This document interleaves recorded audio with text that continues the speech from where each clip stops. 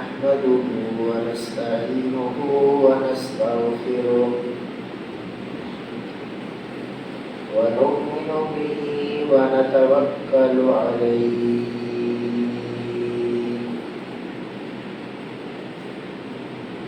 ونعوذ بالله من شرور أنفسنا ومن سيئات أعمالنا من يهده الله فلا مضل له ومن يضلله فلا هادي له ونشهد أن لا إله إلا الله وحده لا شريك له ونشهد أن سيدنا ومولانا محمدا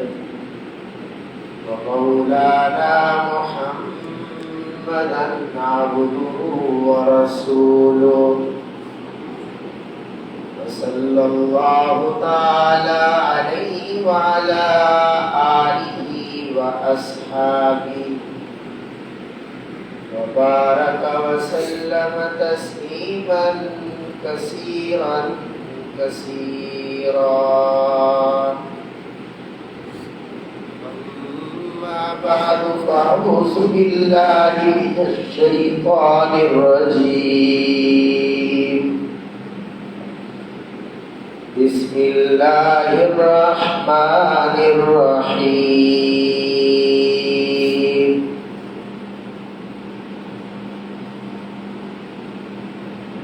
محمد رسول الله وقال الله تبارك وتعالى في مقام آخر قل إن كنتم تحبون الله فاتبعوني يحببكم الله وقال الله تبارك وتعالى في مقام آخر وما محمد إلا رسول قد خلت من قبله الرسل وقال رسول الله صلى الله عليه وسلم لعن الله اليهود والنصارى اتخذوا قبور أنبيائهم مساجدا وقال رسول الله صلى الله عليه وسلم الصلاة وما ملكت أيمانكم وقال رسول الله صلى الله عليه وسلم لا يؤمن أحدكم حتى أكون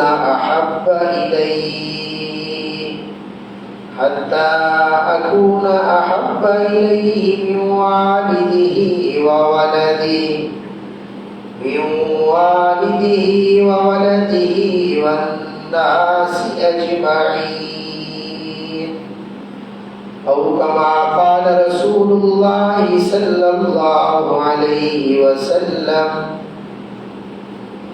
آمنت بالله صدق الله مولانا العظيم وبلغنا رسوله النبي الكريم الأمين ونحن على ذلك لمن الشاهدين والشاكرين والحمد لله رب العالمين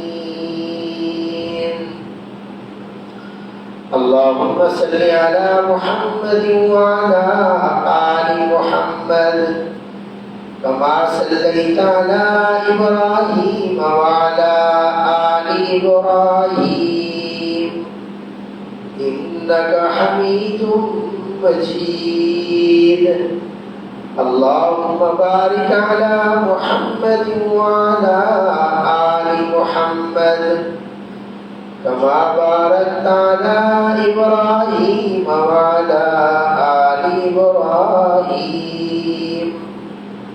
إنك حميد مجيد.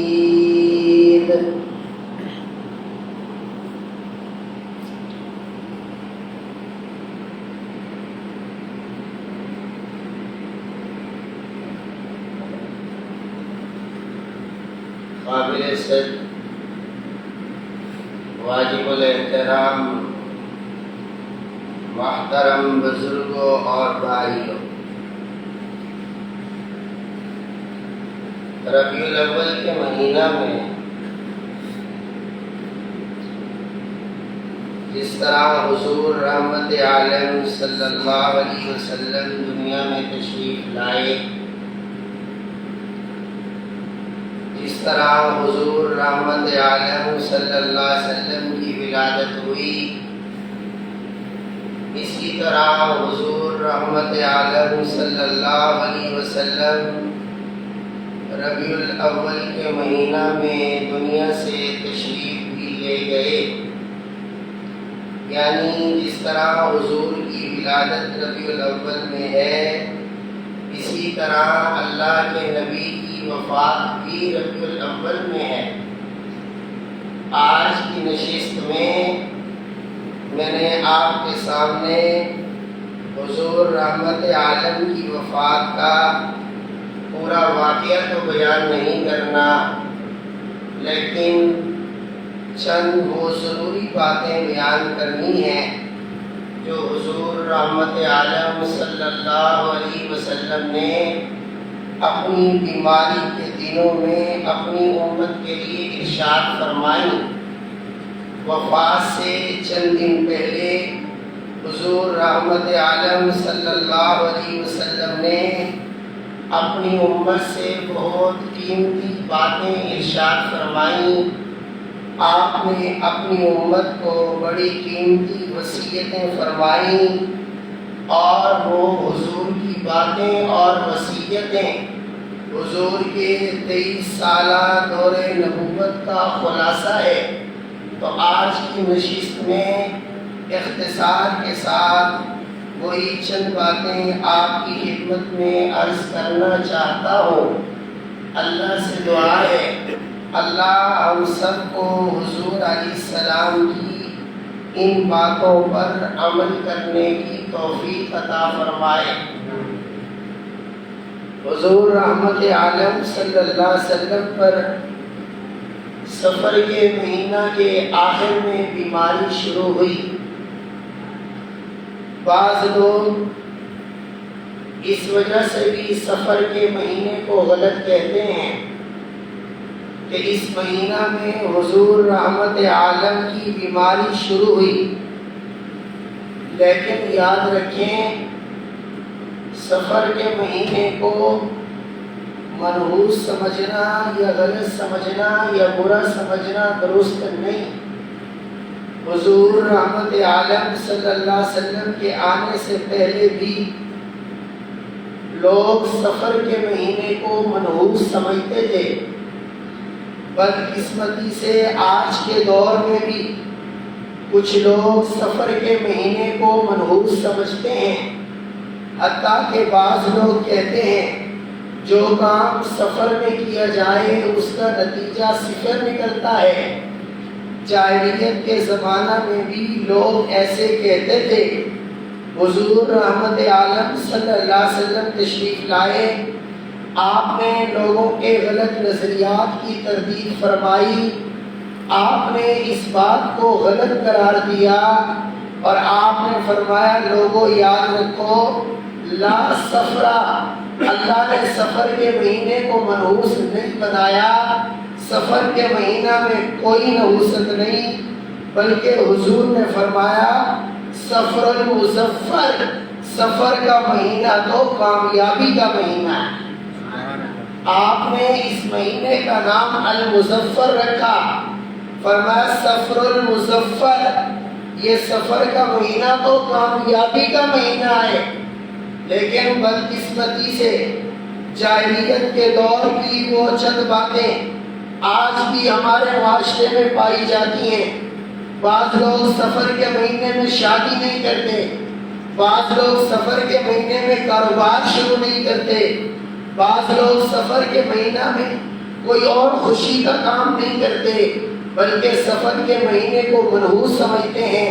حقیقت یہ ہے، یہ وہ باطل نظریہ ہے، یہ وہ جاہل نظریہ ہے، یہ وہ غلط نظریہ ہے جس کی حضور علیہ السلام نے اپنے ارشاد سے تردید فرمائی اور فرمایا ولا سفرا، سفر کو غلط سمجھنا ٹھیک نہیں ہے، بلکہ سفر المظفر، سفر کا مہینہ تو کامیابی کا مہینہ ہے۔ اور حضور علیہ السلام نے جو مکہ سے ہجرت فرمائی ہے اور حضور مدینہ میں تشریف لے گئے، اور حضور کی یہ ہجرت مدینہ کی وجہ سے مدینہ کی ریاست بنی، حضور کی ہجرت کی وجہ سے مدینہ دین کا مرکز بنا، حضور کی ہجرت کی وجہ سے اللہ کا دین پوری دنیا میں پھیلا ہے، حضور کی ہجرت کی وجہ سے اللہ کا دین اسلام دنیا میں غالب آیا ہے۔ دین کے پھیلنے کا سبب، دین کے غلبے کا سبب، دین کی اشاعت کا سبب اللہ کے نبی کی ہجرت بنی ہے۔ اور حضور علیہ السلام نے ہجرت کا یہ سفر کے مہینے میں شروع فرمایا، اور حضور نے امت کو درس دے دیا کہ میں نے تو ہجرت کا سفر کے مہینہ میں شروع کیا، اور میرا ہجرت کا سفر اتنا کامیاب رہا کہ اللہ نے اس ہجرت کے سفر کی برکت سے پوری دنیا میں اسلام کو غلبہ عطا فرمایا۔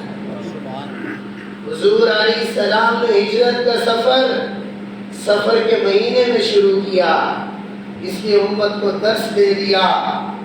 سفر کے مہینہ میں کاروبار بھی شروع کر سکتے ہو، سفر کے مہینہ میں شادی بھی کر سکتے ہو، سفر کے مہینہ میں کوئی کام بھی شروع کر سکتے ہو۔ سفر کے مہینہ میں یہ سمجھنا کہ جو کام شروع کیا جائے اس کا نتیجہ درست نہیں ہوگا، یہ بالکل غلط ہے، بلکہ سفر تو کامیابی کا مہینہ۔ سفر کے مہینہ کے آخر میں اللہ کے نبی کی بیماری شروع ہوئی، پھر ربیع الاول کی 12 تاریخ کو ولادت میں اختلاف ہے، وفات میں کسی کا کوئی اختلاف نہیں۔ سب علماء اور محدثین اور فقہاء کا اتفاق ہے حضور رحمت عالم صلی اللہ علیہ وسلم کی وفات سوموار کے دن ہوئی ہے، 12 ربیع الاول کو ہوئی ہے۔ 12 ربیع الاول کا دن ایسا دن ہے جس دن حضور رحمت عالم صلی اللہ علیہ وسلم دنیا سے تشریف لے گئے۔ یہ حضور کے وصال کا دن ہے۔ 12 ربیع الاول کا دن اللہ کے نبی کی وفات کا دن ہے، اور یہ وہ دن ہے جس دن مدینہ میں تاریکی چھا گئی۔ صحابہ کہتے ہیں جس دن حضور مدینہ میں آئے تھے مدینہ کی ہر چیز روشن ہو گئی تھی، جس دن حضور کا انتقال ہو گیا تھا مدینہ میں تاریکی چھا گئی، مدینہ میں اندھیرا چھا گیا، ہر ایک پہ غم کے پہاڑ ٹوٹ پڑے۔ حضرت فاطمہ کہا کرتی تھی میرے بابا کے جانا سے اتنے غموں کے پہاڑ ٹوٹے ہیں، اگر یہ غموں کے پہاڑ سفید دنوں میں اترتے تو سفید دن بھی سیاہ راتوں میں تبدیل ہو جاتے۔ یہ 12 ربیع الاول حضور کی وفات کا وہ دن ہے جس دن حضرت عمر نے سنا حضور کا انتقال ہو گیا۔ حضرت عمر اتنے پریشانی، غصے اور جلال میں آ گئے، تلوار نکال لی اور فرمایا خبردار اگر کسی نے کہا محمد صلی اللہ علیہ وسلم کا انتقال ہو گیا ہے عمر اس کی گردن اتار دے گا۔ حضور کا انتقال نہیں ہوا، حضور اللہ سے ملنے گئے ہیں، واپس تشریف لائیں گے۔ حضور علیہ السلام کے ایک صحابی ہیں حضرت عبداللہ بن زید بن عبد ربی یہ بکریاں چلا رہے تھے یا ہل چلا رہے تھے، اپنے کھیتوں میں کام کر رہے تھے، ان کو معلوم ہوا حضور علیہ السلام کا انتقال ہو گیا۔ انہوں نے اپنے ہاتھ اپنی آنکھوں پر رکھے اور کہا یا اللہ، یہ آنکھیں تو اس لیے تھیں، ان آنکھوں سے حضور کا دیدار ہوا کرتا تھا، جب حضور دنیا میں نہیں رہے مجھے ان آنکھوں کی ضرورت نہیں۔ حدیث میں آتا ہے آنکھوں سے ہاتھ اٹھایا تو آنکھوں سے نابینا ہو چکے۔ انسان تو انسان ہے، یہ حضور کی اونٹنی ہے، عصبہ اور قصوہ اس کا نام ہے۔ اللہ کے نبی کا انتقال ہوا، اس نے حضور کی جدائی میں کھانا پینا چھوڑ دیا، نہ یہ گھاس کھاتی تھی نہ یہ پانی پیتی تھی۔ 2-3 دن کے بعد حضور کی جدائی میں اس نے کھانا پینا چھوڑا تھا۔ حضور کی یہ اونٹنی بھی حضور کی جدائی میں انتقال کر گئی۔ اللہ کے نبی کی ایک اور سواری کی خچر حضور علیہ السلام کا انتقال ہوا، حضور کی اس سواری کا بھی اس دن انتقال ہو گیا۔ صحابہ کے غم پہ پہاڑ ٹوٹے ہیں، کوئی مسجد کے کس کونے میں سر دے کے رو رہا ہے، کوئی کس کونے میں سر دے کے رو رہا ہے، کوئی گھر میں رو رہا ہے، ہر ایک پر پریشانی اور غم کے پہاڑ ٹوٹ پڑے۔ حضرت صدیق اکبر تشریف لائے، قربان صدیق تیری عظمت پر اگر غم کی اس گھڑی میں حضور کے صحابہ کو اور ساری کائنات کے لوگوں کو اگر کسی نے سنبھالا ہے تو وہ حضور کے جانثار سیدنا صدیق اکبر نے سنبھالا ہے۔ سبحان اللہ۔ علماء کہتے ہیں حضور کے جانے سے اتنے فتنے آئے، حضور کے جانے سے اتنی پریشانیاں آئیں، فرمایا اگر صدیق اکبر نہ ہوتے، صدیق اکبر کی جگہ کوئی فرشتہ بھی آ جاتا تو حالات کو نہ سنبھال سکتا۔ حضور کے جانے کے بعد ان فتنوں کے دور میں، اس پریشانی کے عالم میں اگر حضور کی امت کو کسی نے سنبھالا ہے تو صدیق اکبر نے سنبھالا ہے۔ سبحان اللہ۔ اس لیے حضور علیہ السلام کی زندگی میں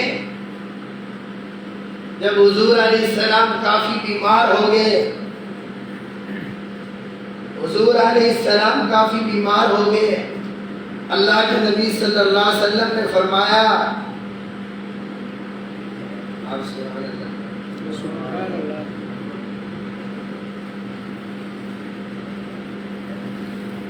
آپ کو پتہ ہے پچھلے جمعے بھی گلا خراب تھا، ابھی تک صحیح نہیں ہوا، بہت زیادہ خراب رہا ہے۔ آپ سے دعاؤں کی بھی درخواست ہے، اس لیے شاید آپ کو سمجھ آ رہی ہے یا نہیں آ رہی، تھوڑا توجہ فرمائیں تو سمجھ آ جائے گی۔ حضور علیہ السلام اپنی زندگی میں جب حضور علیہ السلام کی بیماری بڑھ گئی، جب تک آپ صحابہ کے سہارے سے مسجد میں آ سکتے تھے تو ضرور آتے تھے، آپ مسجد میں تشریف لاتے تھے، صحابہ کو نمازیں بھی پڑھاتے تھے۔ آپ کی وفات سے 4 دن پہلے حضور علیہ السلام کی بیماری بہت زیادہ بڑھ گئی۔ حضور علیہ السلام آدمیوں کے سہارے سے بھی مسجد میں نہیں آ سکتے تھے۔ جب حضور کی بیماری بڑھ گئی، حضور پہ غشی چھا گئی، عشاء کی نماز کا وقت ہے، اللہ کے نبی کی آنکھ کھلی، حضور علیہ السلام نے پوچھا، صحابہ نے نماز پڑھ لی ہے؟ سیدہ عائشہ کہنے لگی صحابہ نے تو عشاء کی نماز نہیں پڑھی، وہ مسجد نبوی میں بیٹھ کر آپ کا انتظار کر رہے ہیں۔ تو حضور رحمت عالم صلی اللہ علیہ وسلم نے فرمایا اچھا مجھے اٹھائیں، وضو کرائیں۔ اللہ کے نبی اٹھے، حضور نے وضو فرمایا، وضو فرمانے کے بعد مسجد میں جانے کی تیاری کرنے لگے، حضور پہ پھر غشی چھا گئی، پھر ہوش آیا۔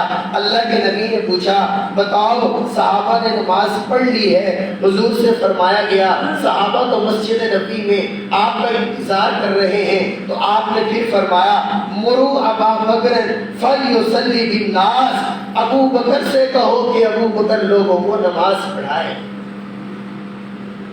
حضرت عائشہ کہتی ہیں میں نے کہا یا رسول اللہ صلی اللہ علیہ وسلم، میرے ابا نرم دل ہیں، کمزور دل والے ہیں، جب وہ آپ کے مصلے کو خالی دیکھیں گے، آپ کے مصلے پہ کھڑے ہوں گے، ان سے برداشت نہیں ہوگا۔ آپ عمر سے کہہ دے عمر لوگوں کو نماز پڑھائے۔ حضور نے فرمایا عائشہ میں نہیں کہہ رہا مرو ابا بکر فلیصلی بالناس، ابو بکر سے کہو وہ لوگوں کو نماز پڑھائے۔ جب تک ابو بکر دنیا میں موجود ہو کوئی مصلی امامت پہ نہیں آ سکتا۔ اگر کوئی مصلی امامت پہ آئے گا تو ابو بکر صدیق آئے گا۔ حضور نے دوبارہ فرمایا عائشہ ابو بکر سے کہو لوگوں کو نماز پڑھائے۔ حضرت عائشہ نے پھر یہی کہا۔ حضور نے تیسری دفعہ فرمایا مرو ابا بکر فلیصلی بالناس، ابو بکر سے کہو وہ لوگوں کو نماز پڑھائے۔ حضرت عائشہ نے پھر یہی کہا۔ اللہ کے نبی میرے بابا کمزور دل والے ہیں، نرم دل والے ہیں، ان سے برداشت نہیں ہوگا، آپ کے مصلی پہ کھڑے نہیں ہو سکیں گے۔ حضور نے فرمایا عائشہ مرو ابا بکر فلیصلی بالناس، میں محمد کہہ رہا ہوں اور میں محمد اپنی مرضی سے نہیں کہتا، میں محمد جو بھی بات کرتا ہوں زبان محمد کی ہوتی ہے، بات رب العالمین کی ہوتی ہے۔ میں کہہ رہا ہوں مجھے اللہ کا حکم ہے مرو ابا بکر فلیصلی بالناس، ابو بکر سے کہو ابو بکر لوگوں کو نماز پڑھائیں۔ حضرت ابو بکر سے کہا گیا، اللہ کے نبی فرما رہے ہیں صحابہ کو نماز پڑھائیں۔ حضرت ابو بکر صدیق حضور کے حکم پہ حضور کے مصلی پہ آئے، صحابہ کو نماز پڑھائی۔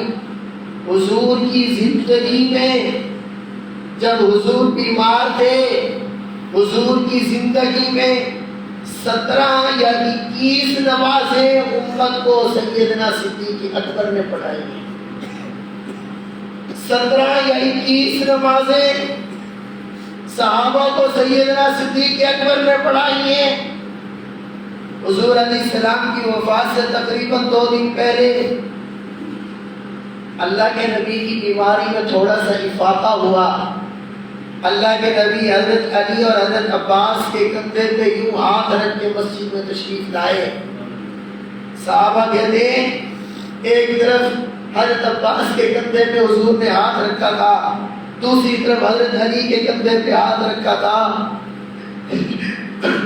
قربان پیغمبر تیری عظمت میں صحابہ کہتے ہیں حضور چل نہیں سکتے تھے، حضور کے پاؤں زمین پہ گھسٹ رہے تھے، پھر بھی اللہ کے نبی مسجد میں تشریف لائے۔ جب حضور مسجد میں آئے نماز شروع ہو چکی تھی، سیدنا صدیق اکبر صحابہ کو نماز پڑھا رہے تھے۔ سیدنا صدیق اکبر نے محسوس کیا اللہ کے نبی تشریف لائے، سیدنا صدیق اکبر مصلی پہ کھڑے تھے تو پیچھے ہٹنے لگے کہ حضور آ گئے ہیں، حضور مصلی پہ آئیں گے، نماز پڑھائیں گے، میں پیچھے ہٹ جاتا ہوں۔ حضرت صدیق پیچھے ہٹنے لگے۔ حضور نے فرمایا ابو بکر، ایک جملہ حضور نے فرمایا علی مکانک یا ابا بکر، اے ابو بکر اپنی جگہ پہ ٹھہرو، اے ابو بکر اپنے مصلی پہ ٹھہرو، اے ابو بکر اپنے منصب پہ ٹھہرو۔ حالانکہ یہ جگہ تو حضور کی تھی، یہ مصلی تو حضور کا تھا، یہ منصب تو حضور کا تھا، یہ منبر تو حضور کا تھا، یہ مصلی حضور کا تھا، امام حضور تھے، لیکن اب حضور فرما رہے علی مکانک یا ابا بکر، اے ابو بکر اپنی جگہ پہ ٹھہرو، اپنے مصلی پہ ٹھہرو، اپنے منبر پہ ٹھہرو، لوگوں کو نماز پڑھاؤ۔ حضور نے امت کو بتا دیا لوگوں یہ مصلی میرا تھا، یہ منصب میرا تھا، یہ منبر میرا تھا، یہ امامت میری تھی، لیکن اب میں محمد دنیا سے جا رہا ہوں تو اب یہ منصب امامت، اب یہ منصب اور یہ امامت کا منصب، خطابت کا منصب اور لوگوں کی خلافت کا منصب، لوگوں اب میں ابو بکر کے سپرد کر کے جا رہا ہوں، اب یہ منصب میرا نہیں رہا، میرے بعد یہ منصب ابو بکر کا ہوگا۔ अला मकानिक या अबा बकर, अब अगर अपने मुस्तक़ पे रहो। बहरहाल उसके बाद सहाबा ने हुजूर को उठाकर मिंबर पे बिठा दिया। अल्लाह के नबी ने ये आखिरी खुतबा सहाबा से इरशाद फरमाया और इसमें भी आपने बड़ी कीमती बातें इरशाद फरमाई। फिर 12 रबीउल अव्वल सोमवार का दिन, जिस दिन हुजूर रहमत आलम का इंतकाल हो रहा है, अल्लाह के नबी सल्लल्लाहु अलैहि वसल्लम सुबह की नमाज का वक़्त है। ये मस्जिद नबी है। मस्जिद नबी के इर्द गिर्द हुजूर के हुजरे होते थे, छोटे छोटे कच्चे कमरे हुआ करते थे। ये हुजूर की बीवियों के घर थे, हुजूर की बीवियों के हुजरे थे। मस्जिद नबी और हुजूर के हुजरे के दरमियान दरवाजा था, वहाँ पर टाट का कपड़ा लटका हुआ था।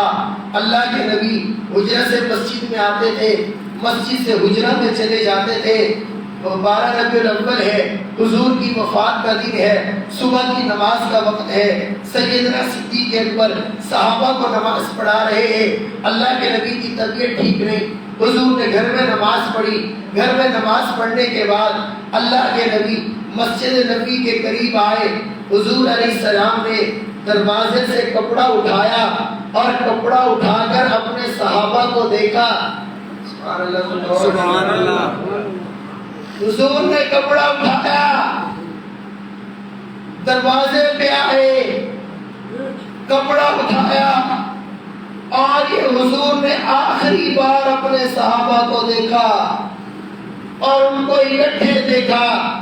सिद्दीक़ अकबर की इमामत में नमाज पढ़ते हुए देखा। अल्लाह के नबी ने कपड़ा उठाया, सहाबा को देखा। सारे सहाबा सिद्दीक़ अकबर के पीछे नमाज पढ़ रहे थे। हुजूर अलैहिस्सलाम ने जब ये मंजर देखा, अपने जानिसार और वफादारों को देखा। शागिर्द पूंजी हुआ करते हैं, जिंदगी की कीमती पूंजी होते हैं। ये हुजूर के सहाबा, हुजूर की 23 साल की कमाई है, हुजूर के शागिर्द हैं, हुजूर के जानिसार हैं, अल्लाह के नबी के वफादार हैं। हुजूर अलैहिस्सलाम ने सहाबा को देखा। तवज्जो मेरी तरफ करें। अल्लाह के नबी ने सहाबा को देखा। हुजूर ने देखा सारे सहाबा अबू बकर के पीछे नमाज पढ़ रहे। अल्लाह के नबी बड़े खुश हुए। अल्लाह के नबी इतने खुश हुए कि हुजूर मुस्कराए। जब हुजूर मुस्कराए, हुजूर के दांतों से नूर निकला। हुजूर के दांतों से निकलने वाला नूर मस्जिद नबी की दीवार पर पड़ा। सहाबा कहते हैं, आपके सामने के दांतों में मामूली सा फासला था। जब हुजूर मुस्कुराते थे, हुजूर के दांतों से नूर निकलता था। सैयदा आयशा कहती है, रात को हुजूर मेरे हुजरे में आते थे, अंधेरा होता था, लाइट नहीं होती थी, हुजूर मुस्कुराते थे, हुजूर के दांतों से नूर निकलता था, नूर से कमरा रोशन हो जाता था, इतनी रोशनी हो जाती थी, अगर मेरी सुई गुम होती थी वो भी मैं मोहम्मद के नूर में तलाश में। अल्लाह के नबी ने कपड़ा उठाया, देखा सहाबा अबू बकर के पीछे नमाज पढ़ रहे। अल्लाह के नबी खुश हुए, हुजूर खुश हुए तो मुस्कराए। सहाबा कहते हैं हुजूर मुस्कराए, हुजूर का नूर मस्जिद नबी की दीवार पर पड़ा। नूर मस्जिद नबी की दीवार पे क्या पड़ा, सारी मस्जिद हुजूर के नूर से रोशन हो गई। ये सुबह का वक्त है, तबीयत में कुछ इफाका था। हज़रत सैयदना सिद्दीक़ अकबर ने इजाज़त मांगी, मेरी दूसरी बीवी मदीना से ज़रा दूर है, आज उसकी बारी का दिन है, मैं वहाँ इजाज़त हो तो चला जाऊँ। आपने फरमाया चले जाओ। पीछे से अल्लाह के नबी की तबीयत ज़्यादा ख़राब हो गई। हुजूर हज़रत आयशा की गोद में है, सर रखा हुआ है, हुजूर का इंतकाल हो गया। अर्ज़ करो हज़रत आयशा की गोद है। हज़रत आयशा बड़े फ़ख्र से कहा करती थी, लोगों ये सारी सआदतें मुझ आयशा के हिस्से में आई। हुजूर का इंतकाल हुआ, हुजूर दुनिया से तशरीफ लेकर गए। लोगों घर भी मेरा था, हुजरा भी मेरा था, बारी भी मेरी थी, गोद भी मेरी थी। लोगों आखिरी मिसवाक भी चबाकर नबी को मैंने दिया। فرمایا ساری سعادتیں میرے حصے میں آئی. حضور کا جب انتقال ہوا سید عائشہ کہتی ہے حضور میری گود میں تھے. اللہم بالرفیق الاعلیٰ کہتے ہوئے حضور کا انتقال ہوا. حضور اللہ سے کہہ رہے تھے اللہم اعنی علی سکرات الموت. اللہ موت کی سختی ہوتی ہے, موت کی سختی پر میں محمد تجھ سے مدد مانگتا ہوں. ایک جملہ کہہ کے ختم کرتا ہوں. علماء کہتے ہیں حضور علیہ السلام پر روح کا نکلنا تھوڑا لمبا ہو گیا.